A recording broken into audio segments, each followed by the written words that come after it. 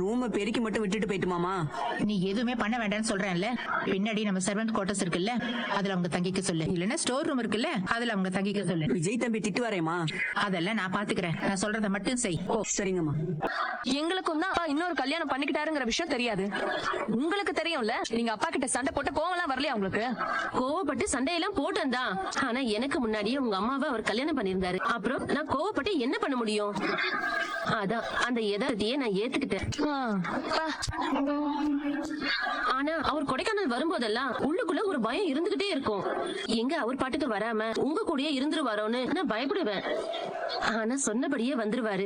அதானே, இப்படி 5 வருஷத்துக்கு ஒரு முறை வரீங்களே, பிள்ளைங்களுக்காக ஒரு 2 வருஷத்துக்கு ஒரு முறையாவது வரலாம்லன்னு நான் கேட்கும் போதெல்லாம் வேலை இருக்கு வர முடியாதுன்னு சொல்வாரு.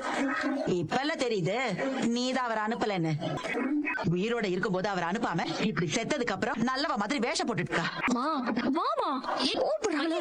பாத்தியாராதா, இவன் எவ்வளவு பெரிய கம்பெனிக்கு ஓனரு, இப்பேற்பட்ட பிரச்சனை எல்லாம் டீல் பண்ணிட்டு இருந்தான். இப்பாரு மாமனாரோட 2வது பொண்டாட்டியோட பிரச்சனையை டீல் பண்ணிட்டு உட்காந்துக்கிட்டு இருக்கா. தலை எழுத்து, சேரக்கூடாத இடத்துல சேர்ந்தா இப்படிதான் எல்லாம். நம்ம நேரம்டி.